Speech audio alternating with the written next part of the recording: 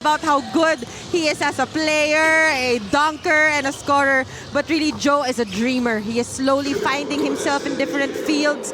Pero, syempre, gusto nyo makita yung mga itsura ng ating mga host, ng ating mga guests. Available yan sa YouTube. Panoorin nyo po, mga kaliga.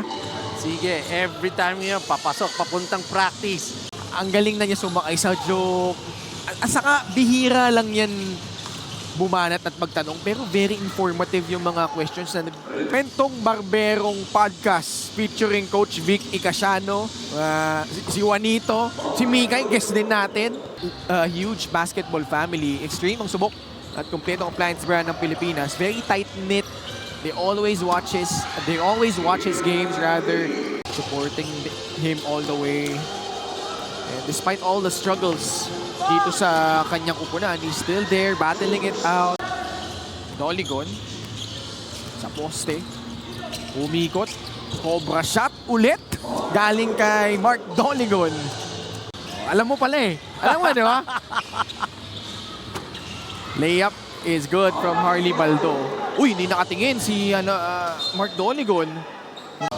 There are some players that struggle filling out that role, but with him, knowing the kind of situation that he is putting himself into, na alam niya yung kailangan ng team, not necessarily scoring, it's the intangibles, that best power forward on the team. Even the FSAs.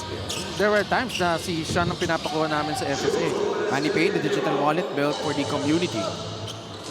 The 3, the 4, minsan 5 kung kailangan. Kanlas na agaw. Baldo will soar and score. Against de Guzman. Goes downhill. Wilkin Lee will soar and score again.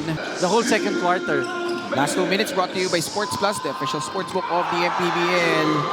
Sinalpak ni Josh Asuncion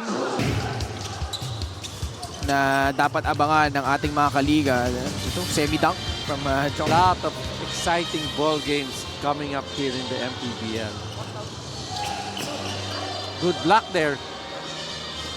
With what you saw earlier from Jensen, how do you like their chances going up against the reigning and defending champions, Coach Vic?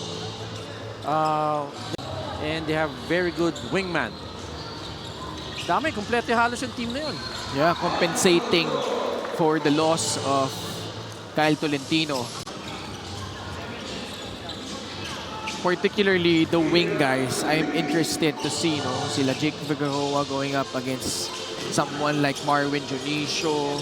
Gustong ituloy-tuloy yung kanilang winning streak. And they do just that tonight. They soundly defeat Manila